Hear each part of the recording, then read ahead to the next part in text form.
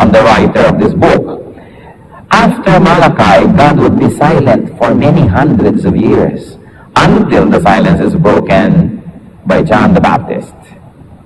For a long time, for hundreds of years, there would be no revelation. Yet I have loved Jacob, but Esau I have hated, and have turned his mountains into a wasteland, and left his inheritance to the desert jackals.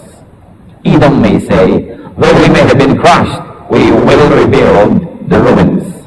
But this is what the Lord Almighty says. They may build, but I will demolish. They will be called the wicked land, a people always under the wrath of the Lord. You will see it with your own eyes and say, great is the Lord, even beyond the borders of Israel. What a terrible way to begin a book, an oracle or prophecy. That God would see and would show two aspects of his dealings with men. One is of love, and the other one is of hatred. That first, God would establish something very important in bringing home the theme of the book, and that is God's love for his people. There was this very important thing of God's love for his people, that God has loved Israel. He has favored Jacob, Israel's ancestor. Sinasabi niya, hindi ba minahal ko si Jacob, hindi ba mahal ko kayo? Tapos yung mga tao naman, ng mga manhid, magtatanong, paano mo naman kami minahal? Parang kulang pa yung pagmamahal ng Diyos sa kanila. And God would say something about Esau. He says, God rejected Esau. God turned Esau's country, Edom, into a desert. That Esau's descendants may defy God's dealings by rebuilding their cities. Sabi na, hindi bale, sirain niya, gagawin uli namin, sirain ng Diyos, gagawin uli namin. Bakit? Hindi ba kami marunong gumawa? They were defying God.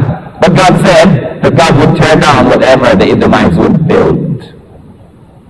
God would be angry as long as the Edomites were sinful. That's what the Bible says. That God was angry with this line, with this bloodline, because their ancestor and everyone was sinful. And as long as they were sinful and not repentant, God would remain angry. So ang ginagawa nila, imbes silang lumapit sa Diyos, imbes silang magsisi, imbes silang magbago, sinasabi nila, we will rely on ourselves. Whatever God destroys, we will rebuild again, and we will rebuild again, and we will rebuild again. And God said, keep on building, and I will keep on tearing down what you build. Even now, this happens. God who loves also hates. He hates sin. God who loves righteousness hates unrighteousness. You cannot love without hating, because you've got to hate the opposite of the one you love. And so God is angry at sin, and is angry at all kinds of unfaithfulness and all kinds of filth. So God was saying in the first opening lines of Malachi that he would assert, that God would assert his omnipotence, his majesty, his reputation, his honor, and his glory. That God would assert his glory despite the Edomites' defiance. This was the opening, but then God would go to the main theme of what he wanted to say.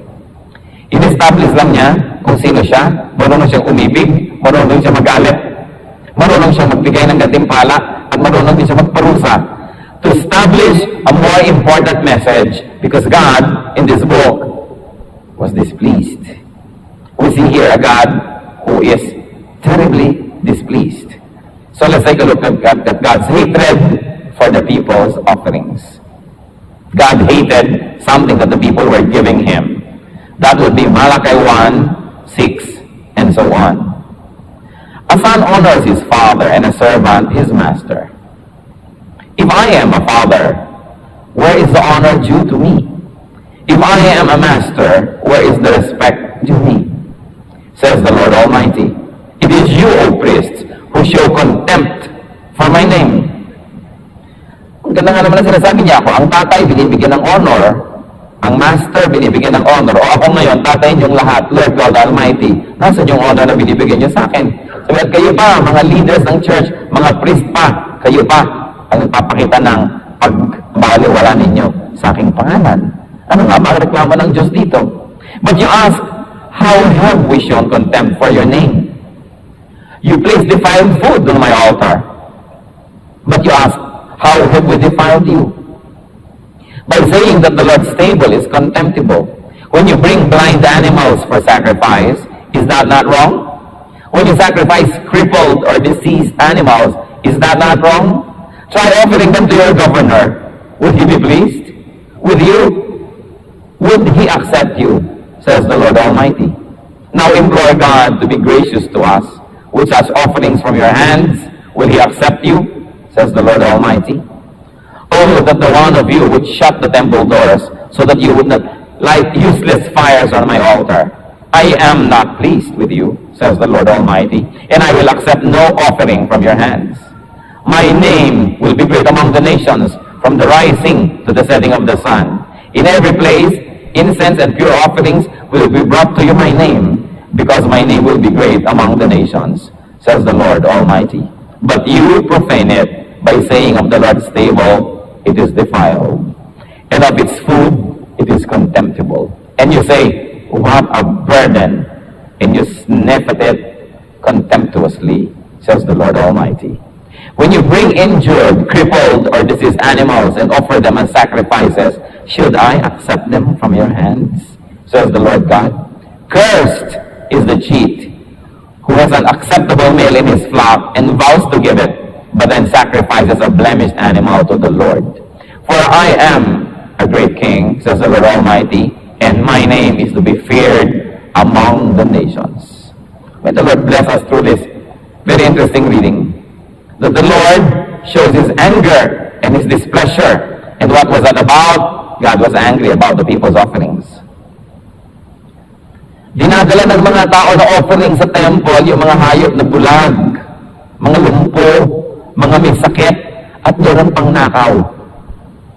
Sabi, mag-offering na tayo, nakawin na yung hayop na yan.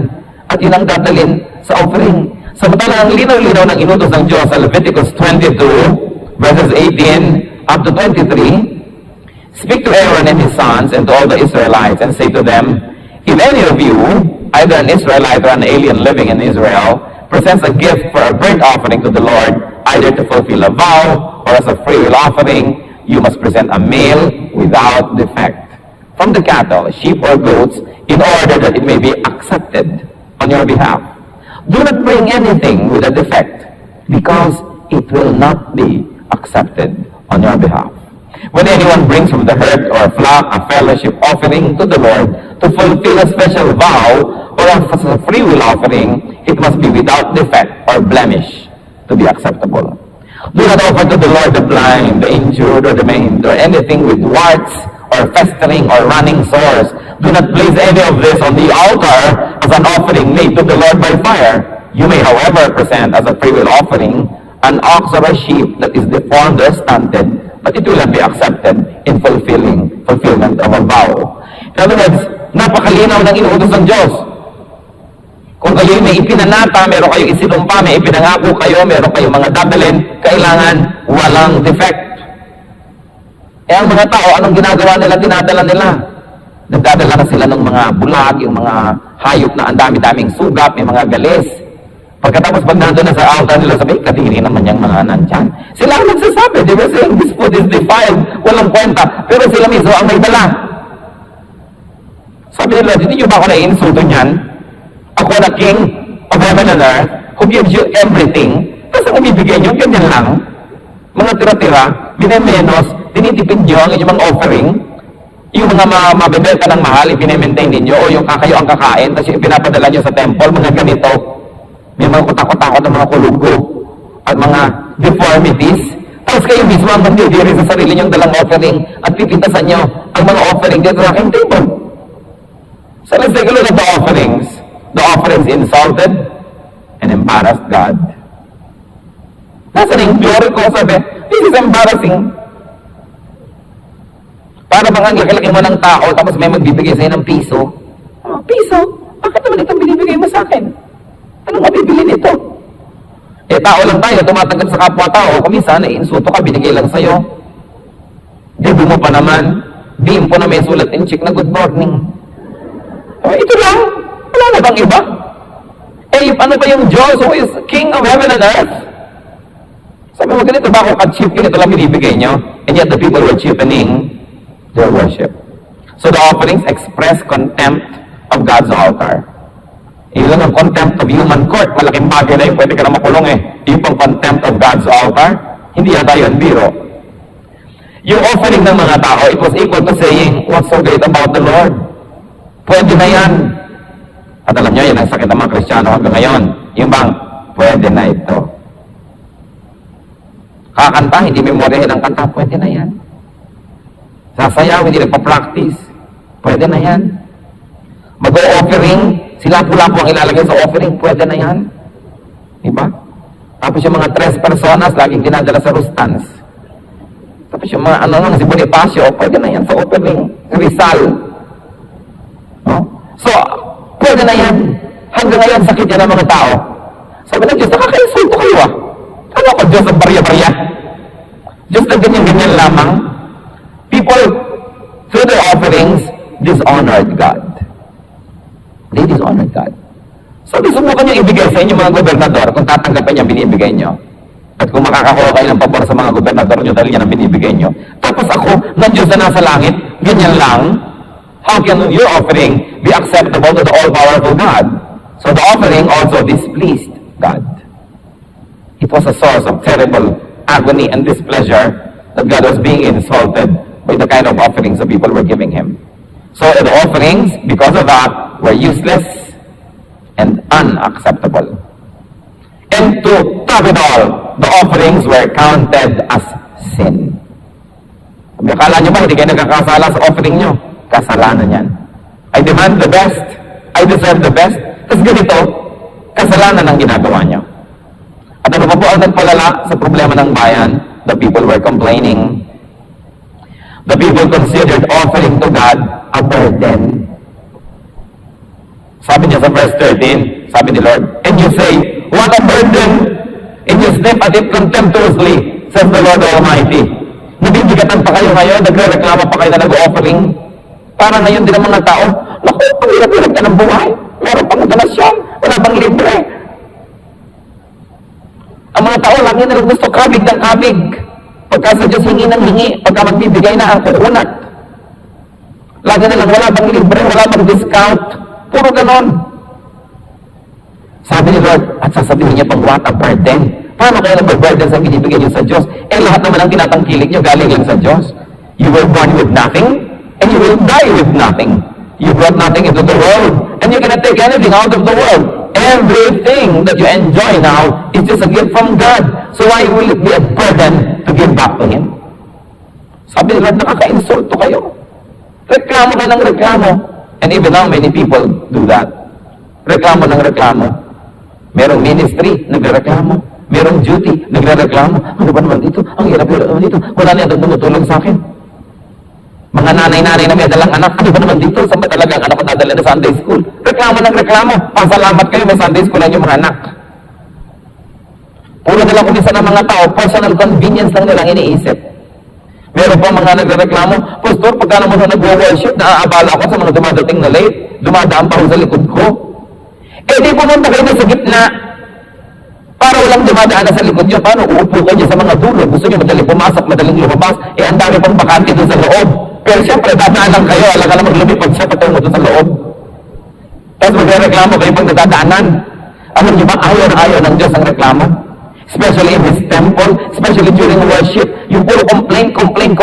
Wala namang air conditioning, wala namang ganito, walang ganyan. Pag mag-worship na kayo, alisin nyo yung mga complaint because God hates grumbling. Pati ang mga Israelites na nagre-reklamo, pinadala niya ng ahas. Tukayin lahat ng mga reklamador. Minsan, ibig-ibig ko na rin maglagay ng mga ahas dyan sa ilalim na yan. Yung mga turuan ba, yung tinutuka lang yung mga reklamador. Mga tao, puro complaints. So God hated this all. God hated the form of the offerings. Mga defective. God hated the spirit of the offerings. Para lang bang obligado, half-hearted, walang joy, walang pagkukusa. And God hated the complaints behind the offerings. Nabasa niyo naman yung scripture. Hindi ko na kailangan i-inventohin. Akala natin lagi para ang Diyos ay yung bang cuddly, nice grandfather with white hair dito na kahit ano na lang gawin nating mga kapilyon. Ang pilyo mo naman, ang cute mo. Hindi ganoon. Marunong magalit ang Diyos. Marunong siyang ma-offend. At ano nangyayari? What was God's response to the unacceptable offerings. Of course, rejection of the offering and of the people. He rejected them all. Verses 9 and 10. Now implore God to be gracious to us. Yun daw ang prayer ng mga tao. With such offerings from your hands, will He accept you? Says the Lord Almighty. At ang lakas ng loob niyong manalangin. At ang lakas ng loob niyong magdasal at humingi sa Diyos. Sabi, sa palagay niyo ba, sa ginagawa niyo sa akin, hidingin ko mga dasal niyo? Ang kapal niyo. Kulang na lang dyan na sabihin na Lord, meron pa kayong sikmura na humingi. Sabi niya, now implore God to be gracious. Sabi, with such offerings for your hands, do you think I will accept you? Oh, that the one of you would shut the temple doors so that you would not light useless fires on my altar. I am not pleased with you, says the Lord Almighty, and I will accept no offering from your hands. Sabi ni Lord, bakit di nyo na lang isara yung temple? Ilak nyo, ikantabi nyo, huwag na lang kayong pumasok, huwag na lang kayong maglagay ng apoy para doon ilagay yung offering. Kasi kahit anong gawin nyo, hindi ko na matatanggapin. Nagsasayang kayo ng pagod nyo. Isara nyo na lang, maglimutan na tayo. Inyo na yung inyo, akin yung akin. Laban kayo doon. Pag sinabi ni Lord yan, o sige, inyo na yung inyo, akin na lang yung akin. Gusto nyo? Sabi, Lord, hindi ba bakas tayo? Siyempre, gusto natin kabakas ang Diyos. Ang panalo ka, kung kabakas mo siya, dami niyang binibigay. Pero bakit yung iba, ayaw nila magbigay? Yung akin, tapos hingi ka na hingi sa Diyos, baka gusto mo sige, walay na lang, kanya-kanya. Ganyan ang nangyayari sa maraming tao, mga kapatid. Ba't natin ito pinag-aaralan? Kasi nagre-repeat pa ito eh. Hanggang ngayon ang mga tao, reklamador, ang mga tao, hindi magbigay ng best, kung ano na lang, mga mairaos na lang, pakitang tao na lang, tapos may reklamo pa. Pero ang lakas ng loob magdasal. Pag nawala ng preno yung sinasakyan, ang lakas ng loob magdasal. Sabi nyo, ba't ka nagdadasal? Nag-offering ka ba? Ikaw hinihingi ng preno. Pagka nagkasakit na, at eto na ngayon, inaagaw na ni Kamatay, ang dasal ng dasal. Sabi nyo, sige ka nang hingi. May pinatago ka ba? Nasa na binigay mo? Withdraw ka ng withdraw, may dineposit ka ba? Actually, this is what the verses are saying. Napakapulit lang ng language. Pero yun na rin ang laman. So, what was God's response? Rejection. What else? Displeasure. Kung minsan nga aso lang, ayaw mong inisin, makakakagatin. Amo mong tao, ayaw mong inisin, makaka-demote. Bakit mo iinisin ang Diyos? Ano laban mo doon? Naiinis siya sa mga walang kwentang offering. At ano pa ang kanyang response? Curse for the cheater and the unfaithful. Cheating ang tawag niya doon. Kasi ang hinihingi naman ng Diyos, kanya rin ay galing sa kanya. Sabi sa verse 14, cursed is the cheat who has an unacceptable male in his flock and vows to give it, but then sacrifices a blemished animal to the Lord.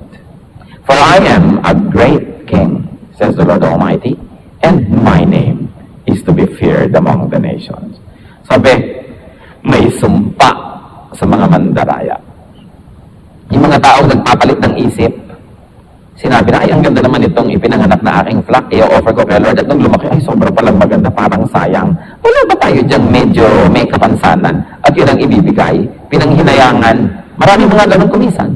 Gagawa ng commitment kay Lord, pagka spiritually high, tapos mamaya, kukubabawa ng mga espiritu, manghihinayang.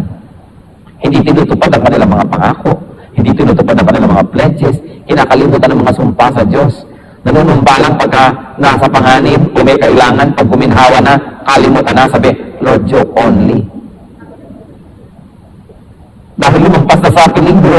Maraming ganon, pag lumampas na sa peligro, joke only na lang yung kanilang mga pangako sa Diyos, nalilimutan. Sa palagay nyo ba, nalilimutan ng Diyos? No. Sabi niya, my name is to be feared among the nations. Huwag kayong makikipagbiruan sa akin sapagkat hindi ako nakikipagbiruan. Parang ganda na sinasabi ni Lord. So, God's glory, God's faithfulness, and God's love demands the best offerings. Hindi tayo nagbibigay sa Diyos when we are giving the best offering. Tayo nagsusukli-sukli lang ng kanyang kabutihan. Nagbabayad-bayad. Hindi kayang bayarang buo, pero nagbabayad-bayad in the best of what we can do. Kung minsan mahirap sa mga preacher ituro ng itong mga bagay, nagmumukhang parang self-serving naman yata yan, baka gusto lang niya mag-fundraising. But this is the Word of God, and you cannot deny the people these wonderful truths. Marami kasing mga tao naghihirap, maraming tao hindi nila natatanggap ang blessing, ang natatanggap nila sumpa, just because they don't know na ang ginagawa nila, kinakamuhian pala ng Diyos. Dapat imulat ang mga tao. Dapat nilang malaman na kadalasan sa ating mga paghihirap, sa ating mga miseries, tayo yung manufacturer. Tayo yung author. Sapagkat kung gusto kang pagpalain ng Diyos, ang reklamo mo, ang ganyan-ganyan mo sa buhay, hindi mo ako ino-honor. So why will I honor you? Napaka-importante po, tingnan natin ating sarili. Siguro meron mga mangilang-ilan na napaka-godly, napaka-righteous, tapos mahirap pa rin yung nangyayari sa buhay.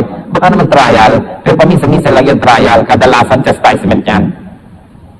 Pero meron din, na matutuwid naman, pero nahihirapan, kasi dumadaan sila sa panahon ng trial. Pero konti yun, kadalasan bunga ng ating mga kamalian ang nangyayari sa ating buhay. God is particular. God is interested with what people offer to Him. Not because He needs the offering by itself, but because the offering honors Him or dishonors Him.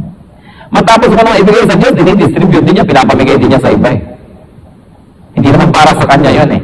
Katulad mga offering hinihingi niya para sa temple, para yung temple ma-maintain, para ma-support yung mga teachers, yung mga workers doon, yung mga priests. Hindi naman para sa Kanya eh. Para rin doon sa temple. At yung temple naman, kung well-supported, well-funded, cared for, the temple can also care for the people in return. Ganun to, babalik din sa tao.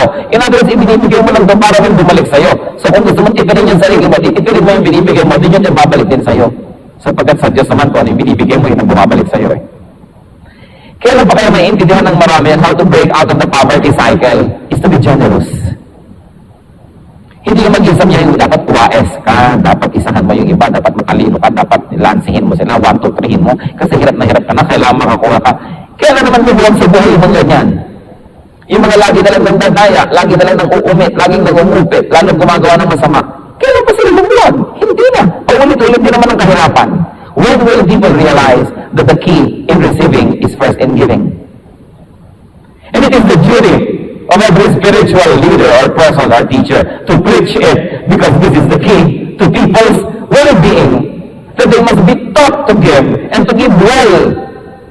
Hindi para sila hututan o kuhanan, kundi pag meron kang inaalis sa iyo, pinapalitan ng Diyos ng mas maganda agad. So habang paano mapapalitan kung ayaw mong tanggalin sa kamay mo? It is important. God knows how to be angry. God knows how to withhold blessings. Nakita niyo yung opening, sabi niya, sige, gumawa kayo, lahat ng ginagawa niyo, sisirain ko rin. Sige, magmatigas kayo, umasa kayo sa sarili niyo.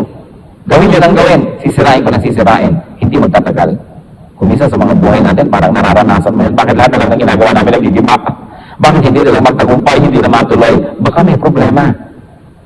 Dapat mag-isip. Baka hindi natutuwa ang Diyos. Baka naiinsulto siya.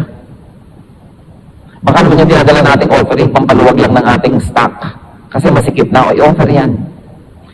Ikaw din ang beneficiary in the end. Kunwari ka pa nagbibigay, pero ikaw din yung nagkaroon ng benefit by trying to give. Believers today also make offerings to God. Iba't iba. May material offering, meron hindi material. You offer your time, you offer your talent, you offer your services. And also we make material offerings. We give our tithes, we give our offerings. Ang tanong, are you honoring God? Na-honor ba siya? Are we giving our best? Magsa-Sunday school teacher ka halimbawa, naghahanda ka ba? Nagre-research, gumagawa ng mga visual aid. Talagang pinagpipray mo yung mga estudyante para best. O para na lang, basta na lang. Yung tatawagin ka pa ng principal for meeting. Meeting na naman. Ano ba yan? Meeting ng meeting. Yung nagre-reklamo. Sa bagay, marami naman talagang meeting nakarekla-reklamo kasi hindi organized. 15-minute meeting lang, nagiging 2 hours kasi hindi organized yung nag-lead. Di pagka ganun sabihin nyo, pag nag-meeting naman tayo, let's stick to the topic. Mamaya, recipe na ng maruya ang pinag-uusapan. Hindi na tayo ng ating agenda dapat. Kasi kung konting tao ang marunong magpa-meeting. Pero pagka ginapatawag ka, o mag-member ka ng choir, may practice, ba't ka nag-reklamo, nag-member ka ng choir? O Dr. Kate, meron kayong o-operahan, ba't pa kayo nag-aapura? Alam niyo ba na ang kompletong worship ay yung pati yung closing prayer and benediction, yung closing song, a blessing yun to the people and to honor God. Bakit bigla niyo pinuputol at mawawala na kayo? For convenience. Dahil ayaw niyong masiksik paglabasan. Pasalamat na kayo sa siksikan dyan at wala kayo sa siksikan sa impyerno. Mas masikip doon. Ano ba naman yung mga konting mga ganyan? Hindi ba? Kailangan naman nagko-cooperate tayo kasi ang mga tao, kung kanya-kanya na lang yung kagustuhan, personal convenience yun na lang lagi ang uunahin nyo. Ano na mangyayari sa church? Kung bawat isa yung Diyos at Diyos-Diyosan yung gusto niya ang masusunod, ano na mangyayari? Kaya natin laging sinasabi, kung ayaw nyo pong maabalag, doon kayo maupo agad sa kalagitnaan, kaya dumating siya sa kaliwa at sa kanan, di kayo madadaanan dahil nasa gitna kayo. Para ba yung mga sa jeepney sasakay, gusto yun doon sa babaan siya nakalagay, tapos lahat ng dadaan matapakan siya, galit na galit. Eh di lumagay-lagay kayo doon sa loob. Eh hindi, gusto pagbaba niya, madali na. Yung convenience. Everything has a price. If you want to be convenient, it has a price too. But if kakanta kayo, gandahan nyo. Sasayaw kayo, gandahan nyo. Mag-o-offer kayo, gandahan nyo. Magbibigay kayo sa church ng gamit, huwag naman yung Olivetti makinilya, natungtungan na lang ngayon sa baha. Pinapanood nyo lang yata yung bodega nyo, kaya kayo nagbibigay kumisa na no? I mean, ano ba talaga yan? Hindi nyo naman pwede maghihima ng Diyos. Nagbibigay ba kayo para makatulong o para lumog ang buhay nyo? Sa bagay, pwede na rin yung mga Olivetti pag may baha. Pero yung sabihin, etsionary. Yung pang, ano ba yan? Hindi mo ba iniinsulto yung amo niyan, yung Diyos na nagpadala sa kanya? At ano lang ibibigay mo? Tayo na lang yung nag-iisip magpadala, o may mga pastor ay galuhan natin, puro mga gamit, puro luma na. Ba't hindi makapag-isip-isip ito, magbigay ng bago-bago? Nakakainsulto. Mga kawawang tao, bibigyan mo lagi na lagi, hindi mo na rin kailangan. Ano ba ito? Damit o trapo? Hoy, kahit trapo yan, sasabihin niya, YSL yan, pasalamat ka. Eh, trapo na rin. Ano ba yung puso natin, asan? Hindi naman mahirap pag-aralan yung itinuturo ng Bible ng generosity at giving. Paulit-ulit yun ang tema. Kailan pa tayo tatablan?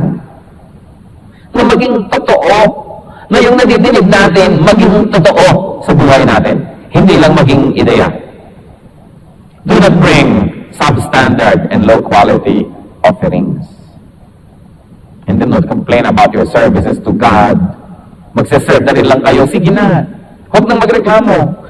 Paulit-ulit sa Bible, kita natin, ang dalawang kinamumuhian ng Diyos, religious hypocrisy, at saka yung grumbling. Ayaw na ayaw niya ng grumbling. Sila reklamo. Always find something to thank God for. Hindi kayo mauubusan. Pero kung you always look for something to complain about, hindi rin kayo mauubusan. But look, kung naghahanap kayo ng nakakasaya, kung naghahanap kayo ng nakakalungkot, di ba kayo din ang lumilikha kung sasaya kayo o lulungkot? Kaya importante. Make sure your offerings are acceptable, that they are the best, and that they are proportionate to God's supply. Proportionate. He has restored Israel from captivity.